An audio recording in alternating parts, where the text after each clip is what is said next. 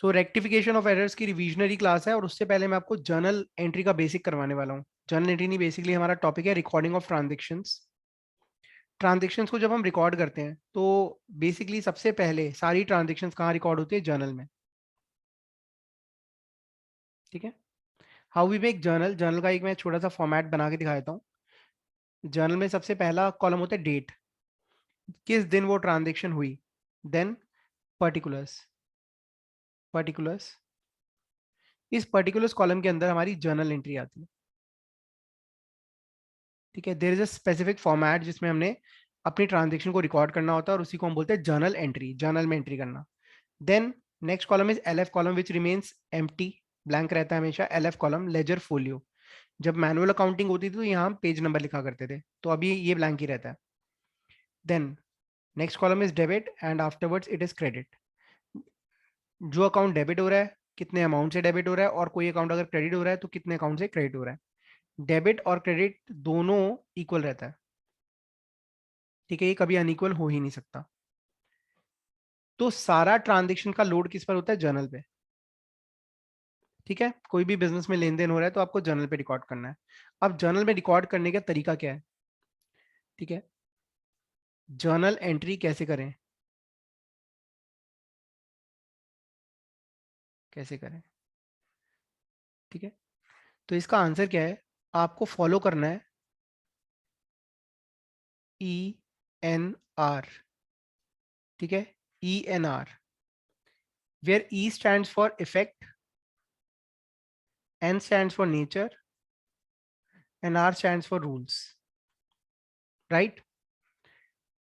Effect, nature, rules. सबसे पहले आपको ये पता होना चाहिए कि अगर कोई भी ट्रांजेक्शन हो रही है उसका इफेक्ट क्या है। लेट से अगर मैं कोई भी ट्रांजेक्शन कर रहा हूं, मैं गुड्स खरीद रहा हूं, गुड्स परचेज्ड 10,000 रुपए के, तो इसका इफेक्ट कहाँ का आ रहा है? मेरे गुड्स इंक्रीज हो रहे हैं और कैश रिड्यूस हो रहा है। ठीक है, तो मतलब मैंने परचेज करे गुड्स, परचेज गुड्स, और कैश कम हुआ। इसके दो जगह इंपैक्ट है, तीसरी जगह हमें मिल ही नहीं रही, कोई है भी नहीं। उसके बाद आपको क्लासिफाई करना होता है कि ये कौन सी कैटेगरी में आती हैं आइटम्स, इनका नेचर क्या है, नेचर ऑफ अकाउंट कह सकते हैं इन्हें हम। तो जो हमारी अलग अलग आइटम्स हैं, ठीक है, देर आर जितनी भी आइटम्स हैं हमारी, उनको कैटेगराइज करा गया है, जिसको हम बोलते हैं classification of accounts.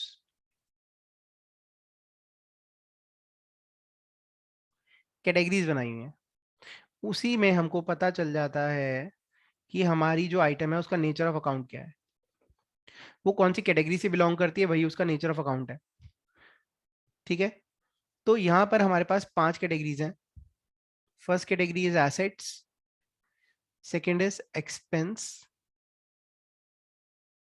Third is capital, fourth is liability, and fifth is revenue.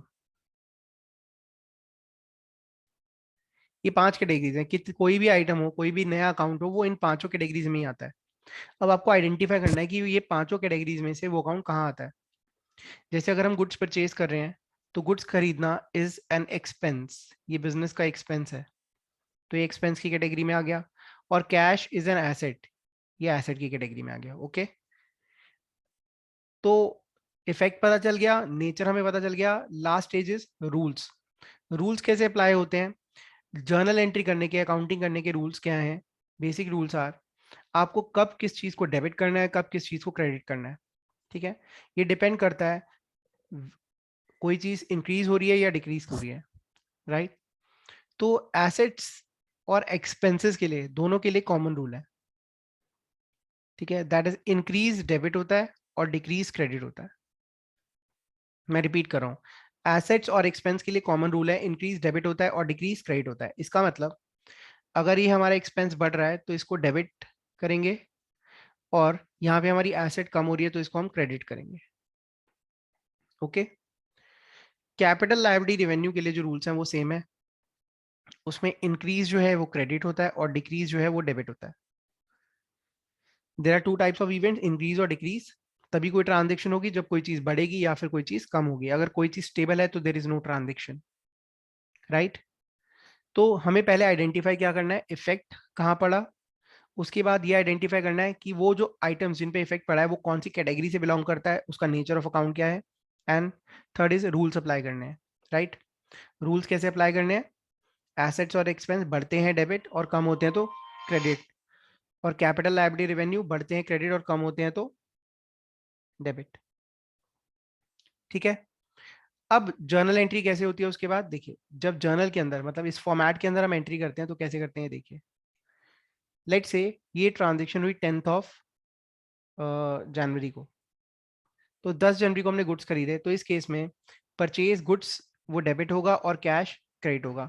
जब हम गुड्स परचेज करते हैं तो वी डेबिट परचेज अकाउंट, हम उसको परचेज अकाउंट लिखते हैं। तो परचेज अकाउंट डेबिट होगा तो purchase account D R debit, ठीक है। और यहाँ अमाउंट आ जाएगा डेबिट कॉलम में 10,000। और जो क्रेडिट आइटम है, जो अकाउंट क्रेडिट हो रहा है, उसको हम, ठीक है, नेक्स्ट लाइन के अंदर लिखते हैं टू, थोड़ा सा राइट वर्ड टू, कौन सी आइटम है, कैश अकाउंट 10,000। जितनी भी अलग अलग आइटम्स है सबके अलग अलग अकाउंट्स ओपन करे जाते हैं, सबके अलग अपने इंडिविजुअल अकाउंट्स होते हैं, ठीक है। आपको अगर इतना समझ आया तो हम आगे बढ़ते हैं, नहीं तो अगर कोई कंफ्यूजन है तो please ask. So now I am taking example. मैं 4 ट्रांजेक्शंस कराऊंगा क्योंकि ये चैप्टर हमारा रेक्टिफिकेशन ऑफ एरर्स का रिवीजन है और हम अभी इसमें जर्नल कर रहे हैं बेसिक्स, देखिए। Cash introduced in the business,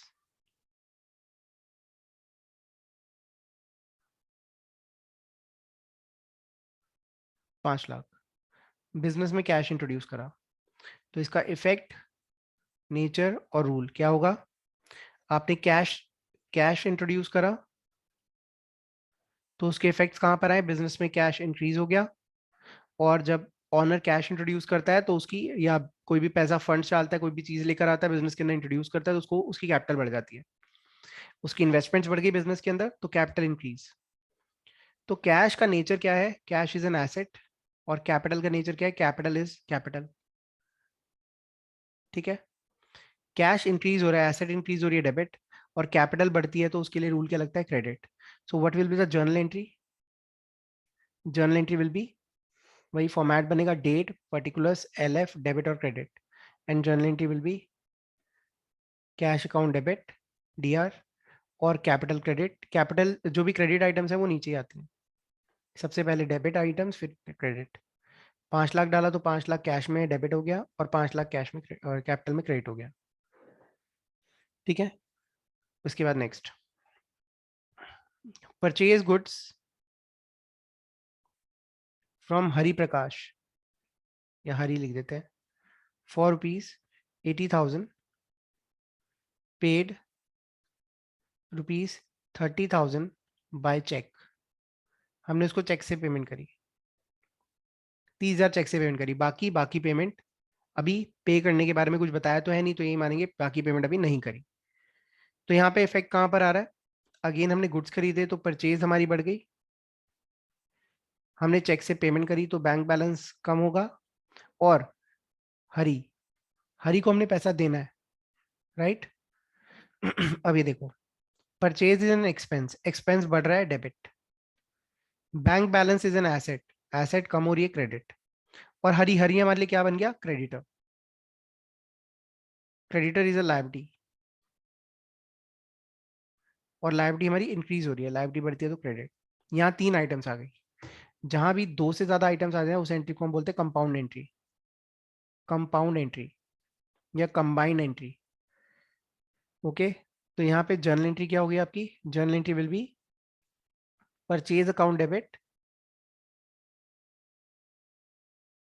to bank account to Hari, ठीक है। नेम के साथ आप अगर अकाउंट लगाना चाहते हो तो हरीज अपॉस्ट्रोफी एस लगेगा, ठीक है। डेबिट कॉलम के अंदर कितना अमाउंट आएगा, 80,000, क्रेडिट में आएगा 30,000 बैंक के सामने और 50,000 हरी के सामने जिसको हमने पैसा अभी देना है। इसके साथ साथ एक और चीज अभी मिस कर दी हमने, दैट इज नरेशन। यहाँ हम जर्नल एंट्री को नरेट भी करते हैं, और नरेशन में हम क्या लिखते हैं, being goods purchased from Hari, purchase from Hari and ₹30,000 paid by cheque. So that अगर कोई किसी को अकाउंटिंग नॉलेज नहीं है तो वो ये नरेशन पढ़ के समझ जाए कि हमने इस ट्रांजेक्शन में करा क्या है। ठीक है, now let's move to third transaction. मैंने कहा था 4 ट्रांजेक्शन कराऊंगा। ठीक है, next, salary paid ₹80,000 by cheque and salary outstanding O oblique S मतलब आउटस्टैंडिंग 10,000। ये ट्रांजेक्शन कहती है 80,000 पे करे और 10,000 आउटस्टैंडिंग है। तो effect nature rules. Salary, salary हमारे लिए क्या है? एक्सपेंस। सैलरी का खर्चा हुआ, खर्चा बढ़ रहा है, डेबिट। कितना खर्चा हो चुका है? 90,000। कैसे? 80,000 पे कर दिया, 10,000 देना है, टोटल एक्सपेंस हुआ 90,000। जितनी पेमेंट हो गई, बैंक बैलेंस कम हो गया, 80,000 से बैंक बैलेंस कम हो गया तो एसेट्स कम हो गई, एसेट्स कम हुई तो क्रेडिट। ठीक है, उसके बाद जो पैसा हमने भी देना है उसको हम बोलते हैं आउटस्टैंडिंग सैलरी। आउटस्टैंडिंग सैलरी, ये पैसा हमने देना है, कितना देना है? 10,000। तो पैसा किसी को देना है तो it is a liability for us, अभी देना है, लायबिलिटी बढ़ रही है, लायबिलिटी बढ़ती है तो credit. Journal entry, journal entry होगी salary account debit 90,000 to bank account 80,000 to outstanding salary account 10,000। और यहाँ पे आ जाएगा बीइंग सैलरी रिकॉर्डेड। ठीक है, लास्ट ट्रांजेक्शन, देन मैं आपके डाउट्स लूंगा। Fourth, good sold, good sold for ₹1,50,000 to Sharma, ₹50,000 received in cash, ₹20,000 by check। तो यहाँ पे इफेक्ट नेचर और रूल। अब यहाँ पे हमने गुड्स सेल करे हैं तो दैट वी कॉल सेल्स। जब हम गुड्स बेचते हैं तो सेल्स, सेल्स हमारा रेवेन्यू में आता है। रेवेन्यू बोले तो इनकम की कैटेगरी में डाल सकते हो आप। सेल्स हमारी इंक्रीज हो रही है और रेवेन्यू या इनकम इंक्रीज होती है तो उसके ऊपर रूल क्या लगता है? It is credited. नेक्स्ट, पैसा कितना आया? कैश भी बढ़ रहा है, कैश बढ़ रहा है तो एसेट भी बढ़ रही है, एसेट बढ़ती है तो डेबिट। फिर चेक आया तो बैंक बैलेंस भी बढ़ रहा है, बैंक बैलेंस बढ़ता है, एसेट बढ़ती है, डेबिट। इसके साथ साथ शर्मा से अभी कुछ पैसा लेना भी है, आप देख रहे होगे सेल हुई है 1,50,000, पैसा कितना है? 50,000 और 20,000 70, 80,000 अभी लेना है। तो शर्मा से पैसा लेना है, Sharma has become our debtor and debtor हमारे लिए एसेट है और एसेट्स बढ़ती हैं तो debit. So 3 accounts will be debited and 1 account will be credited. Journal entry will be, पहले हम डेबिट वाली आइटम्स लिख लेते हैं। कैश अकाउंट डेबिट, कितना कैश आया? 50,000। फिर बैंक अकाउंट डेबिट, कितना चेक से आया? 20,000। और जो पैसा लेना है शर्मा डेबिट 80,000। ठीक है, और अकाउंट क्रेडिट कौन सा होगा? Sales account will be credited 1,50,000 and you will narrate here. Narration आ जाएगी इसकी, being good sold to Sharma. ठीक है, पूरी डिटेल लिखना चाहो लिख सकते हो, इतना कैश है, इतना बैंक से है और इतना भी लेना है। इसमें अभी तक कोई डाउट तो प्लीज आस्क। हाँ जी, तो जितनी भी ट्रांजेक्शन रिकॉर्ड होती हैं वो सिर्फ जर्नल में रिकॉर्ड होती हैं पहले। अगर हमें जर्नल का बर्डन कम करना है, हम चाहते हैं कुछ ट्रांजेक्शन जर्नल में ना रिकॉर्ड हो, ठीक है, तो उसके लिए हम हेल्पिंग बुक्स बना लेते हैं। हेल्पिंग बुक्स, इनको हम सब्सिडरी बुक्स भी बोलते हैं या फिर इन्हें स्पेशल पर्पस बुक भी बोलते हैं। इसका बेसिकली काम क्या होता है? इसका बेसिकली काम होता है आप किसी पर्टिकुलर पर्पस को फुलफिल करना और जर्नल का लोड कम करना। ओके, अभी बुक्स कौन सी होती है? इसमें होगी परचेज बुक। अगर हम परचेज बुक बना लेते हैं, सॉरी पहले हम एक मिनट, परचेज बुक नहीं, पहले हमारी कैश बुक। ठीक है, कैश बुक का काम क्या होता है? कैश से रिलेटेड जितनी भी ट्रांजेक्शन है, बैंक से रिलेटेड जितनी भी ट्रांजेक्शन है, उनको रिकॉर्ड करना। पैसा आ रहा है जा रहा है, बैंक पे पैसा आ रहा है जा रहा है, वो सारा जर्नल से हटके वो बटन कहाँ आ जाता है? स्पेशल पर्पस बुक में आ जाता है। ठीक है, और कैश बुक में जितनी भी कैश ट्रांजेक्शन है, बैंक से ट्रांजेक्शन, पैसा आ रहा है जा रहा है, वो सारा यहाँ आएगा। ठीक है, उसकी फिर जर्नल एंट्री आपको करने की जरूरत नहीं है। Next, next is purchase book. Purchase book, अगर आप परचेज बुक बनाते हैं तो परचेज दो तरह की होती है। एक जिसको पैसा दे दिया है, दूसरा उधार पे जो हमने माल खरीदा है। तो अगर आपने किसी को पैसा दे दिया है तो वो एंट्री आपकी कैश बुक में आ गई क्योंकि पैसा चला गया। लेकिन अगर कोई पैसा अभी नहीं दिया, उधार पे माल खरीदा हुआ है, तो क्रेडिट परचेज की एंट्री सारी परचेज बुक में आती है। मतलब अगर आप कोई भी गुड्स गुड्स की बात कर रहा हूँ मैं, फिक्स एसेट की बात नहीं कर रहा हूँ, सिर्फ गुड्स की बात कर रहा हूँ। क्रेडिट परचेज ऑफ गुड्स आता है यहाँ पर। अगर आप गुड्स के अलावा कुछ और खरीद रहे हो तो वो यहाँ नहीं आएगा, वो जर्नल में जाएगा या कैश बुक में जाएगा। ठीक है, तो क्रेडिट परचेज आ गई। उसके बाद अगर आप कोई परचेज रिटर्न करते हो, खरीदा हुआ माल वापस करते हो, तो परचेज रिटर्न बुक में चला जाता है। ठीक है, इसको हम रिटर्न आउटवर्ड बुक भी बोलते हैं। ठीक है, return of goods to supplier, हमने सप्लायर को गुड्स वापस कर दिए। Fourth is sales book. Sales book देखिए, सेल्स भी दो तरह की होती हैं, एक कैश में माल बेचा, दूसरा उधार पे। तो कैश वाली तो पैसा आया तो कैश बुक में एंट्री हो जाएगी। अगर उधार पे गुड्स सेल करें हैं तो क्रेडिट सेल ऑफ गुड्स हमारा सेल्स बुक में आता है। याद रहे, सिर्फ क्रेडिट सेल ऑफ गुड्स आता है।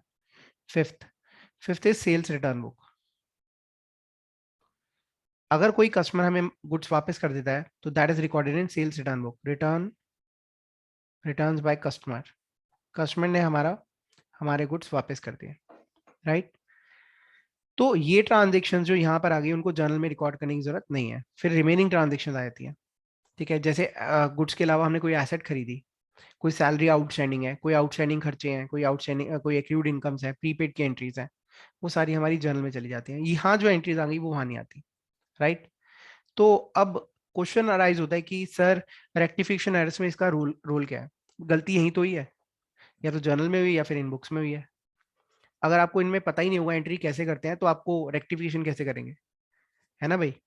तो इसलिए हमें ये बेसिक्स रिकॉल करने बहुत ज़रूरी थे। ठीक है, and it took me just 5 minutes, मैं आपको ये एक्सप्लेन कर दिया है कि भाई जर्नल में एंट्रीज कैसे होती हैं और बाकी हेल्पिंग बुक्स में कैसे होती हैं। अब पता चल गया भाई ऐसे एंट्रीज होती हैं। अब कोई दिक्कत आई तो हम वी कैन आइडेंटिफाई, भाई आपने ENR अप्रोच फॉलो ढंग से नहीं करी तो दिक्कत आ जाएगी।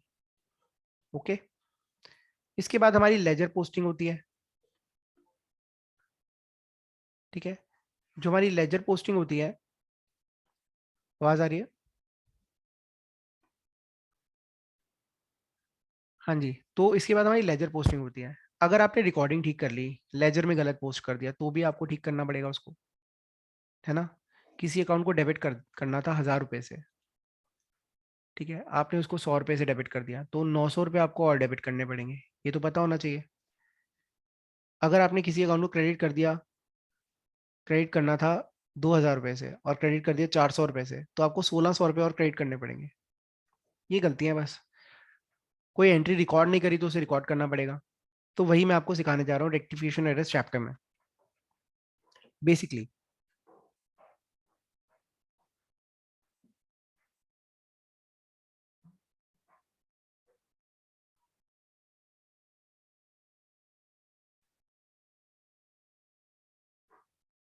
Rectification of errors.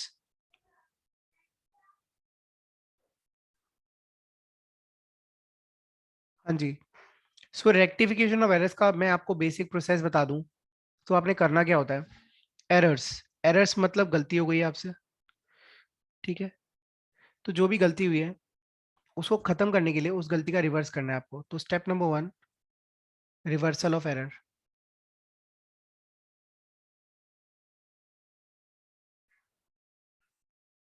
ठीक है, अगर आपने कोई अकाउंट गलती से डेबिट कर दिया तो उसे क्रेडिट करके खत्म कर दो। अब वो गलती ठीक करी है तो सही चीज को रिकॉर्ड भी करना पड़ेगा। ठीक है, छोटा सा एग्जांपल है, यहाँ पर ए खड़ा हुआ है,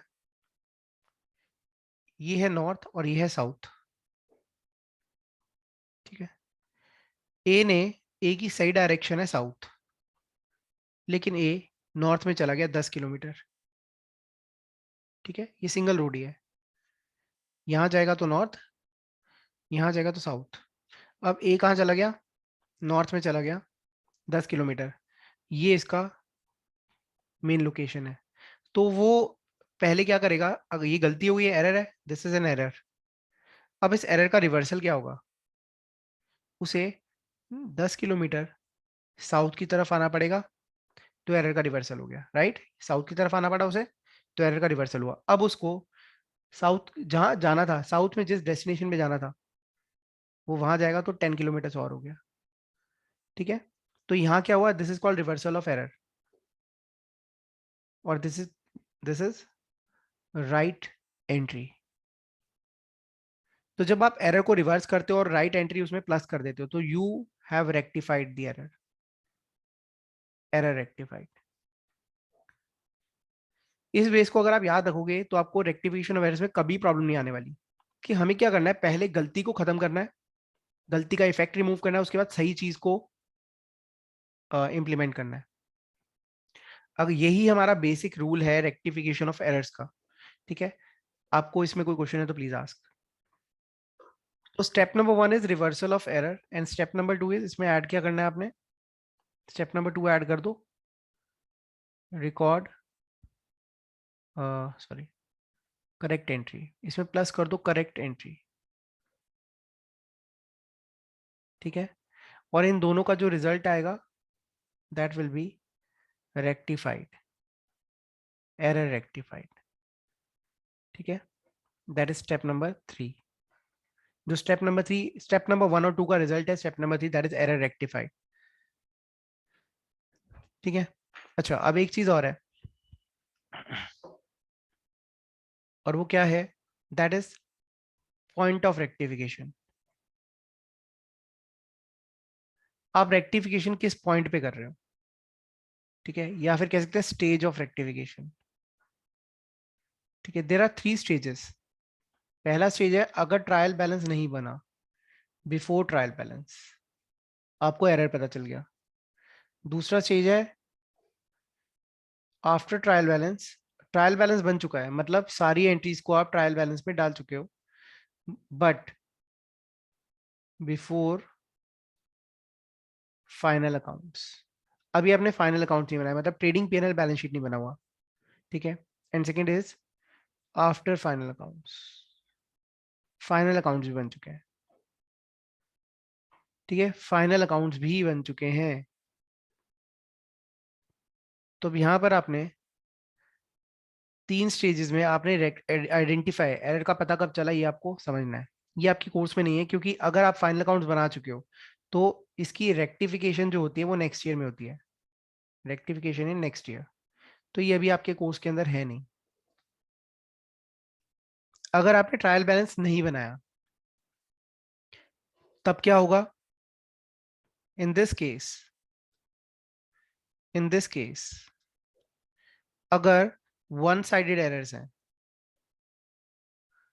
वन साइडेड एरर्स का मतलब क्या होता है, दूसरा पार्ट ठीक है, डेबिट और क्रेडिट दो जगह इफेक्ट्स आते हैं, डेबिट वाला पार्ट ठीक है, क्रेडिट वाला गलत है, या क्रेडिट वाला ठीक है, डेबिट वाला गलत है।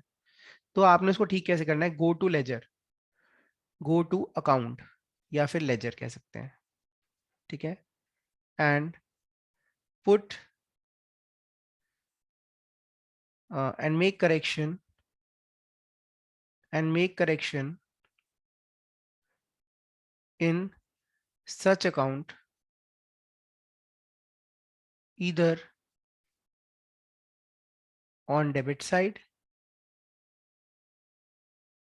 और क्रेडिट साइड, दोनों में से कहीं भी उसकी करेक्शन आपको करनी है वो करो, ठीक है। अब कह रहे हैं वो अकाउंट में जाना है, डायरेक्ट अकाउंट में जाना है, मतलब no journal entry is required, no journal entry is required for rectification. याद रखना इस केस में जर्नल एंट्री हो ही नहीं सकती, क्योंकि जर्नल एंट्री करने के लिए डेबिट और क्रेडिट करना पड़ता है, तो यहाँ जर्नल एंट्री नहीं हो सकती। मैं छोटा सा एग्जांपल लेता हूँ,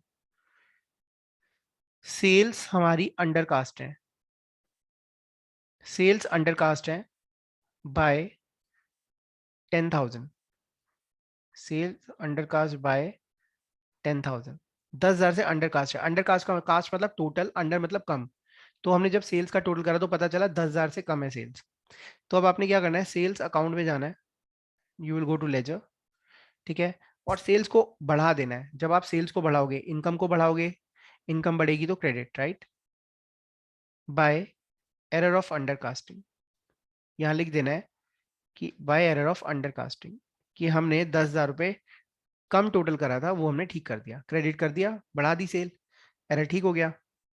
लाइक दिस जर्नल एंट्री तो हो ही नहीं सकती। लेकिन अगर डबल साइडेड एरर है, डबल साइडेड एरर्स, ठीक है, इसको हम टू साइडेड या बोथ साइड भी बोलते हैं, उसको आप उसको क्या करना पड़ेगा, step 1 plus step 2 is equal to step 3 वाली अप्रोच यूज करनी पड़ेगी आपको। मैं छोटा सा एग्जांपल लेता हूँ, देखिए,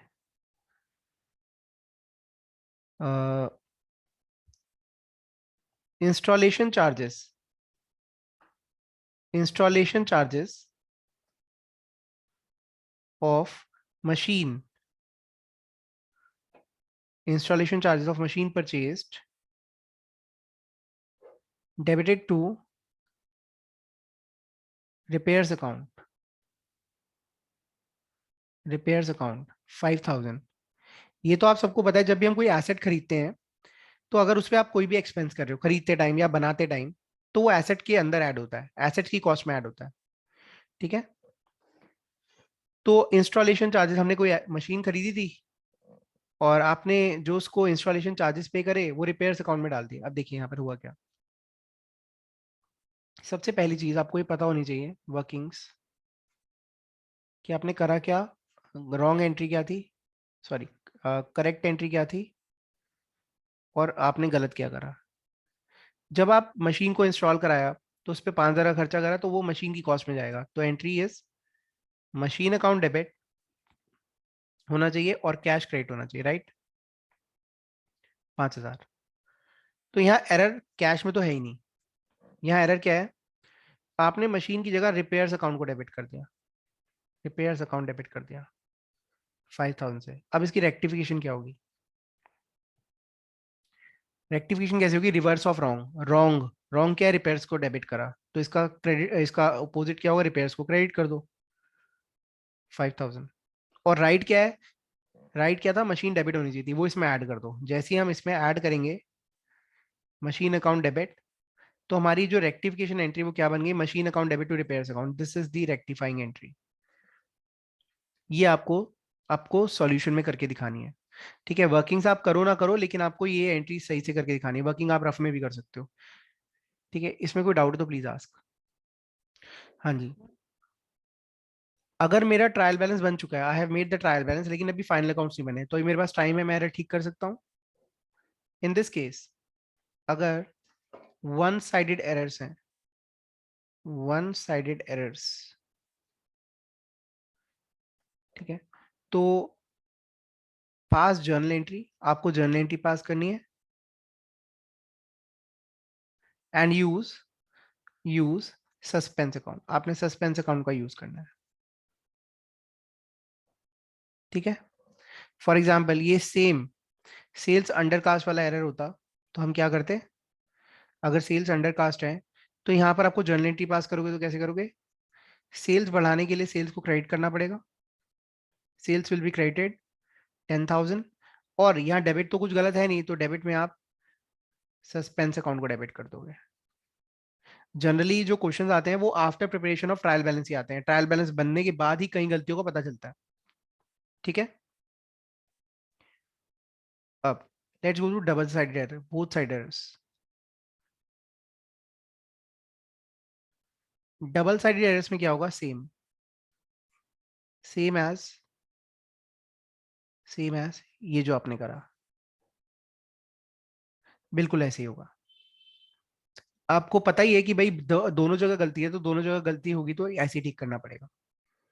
step 1 plus step 2 is equal to step 3, ठीक है, मतलब सिमिलर ट्रीटमेंट है, कोई है ही नहीं, कोई फर्क ही नहीं है।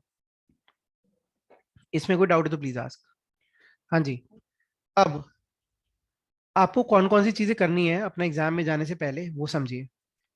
सबसे पहले ये क्लास देखनी है आपने, एक या दो बारी, जितनी बारी आप देखिए, 15 मिनट्स 20 मिनट्स की क्लास है।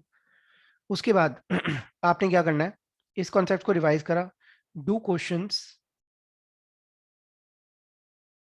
डू क्वेश्चंस जो both sided, sorry, suspense account वाले क्वेश्चंस है वो आपने ट्राई करने हैं। ठीक है। एंड इससे पहले आपने थ्योरी जरूर करनी है। अब थ्योरी के अंदर क्या क्या चीजें आएंगी, थ्योरी के अंदर आएंगे टाइप्स ऑफ एरर्स। एरर्स कितने तरह के होते हैं, तो मैंने कुछ तो बता ही दिया, वन साइडेड और बोथ साइडेड। ये तो on the basis of effect on trial balance है। ठीक है। ऐसे ही टाइप्स ऑफ एरर्स को अलग अलग बेसिस पे क्लासिफाई करा गया है, वो आपको पढ़ना है। जैसे error of commission. Error of commission क्या कहता है कि अगर आप कोई भी काम कर रहे हैं, उस टाइम क्या गलती हो गई, आपने गलत अमाउंट डाल दिया, गलत अकाउंट में एंट्री कर दी। ठीक है।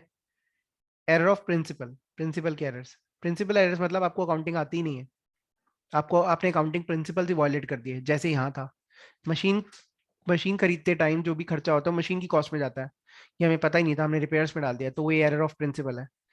ठीक है, ये बहुत जरूरी है पढ़ना, क्योंकि इस पे क्वेश्चन आए थे, बताओ ये कौन से तरह का एरर है। Error of omission. ये ओमिशन के एरर्स क्या होते हैं, अगर आप कुछ स्किप कर चुके हैं, राइट, आप कोई भी एंट्री जो है करी नहीं, पूरी रिकॉर्ड नहीं करी है, थोड़ी रिकॉर्ड नहीं करी।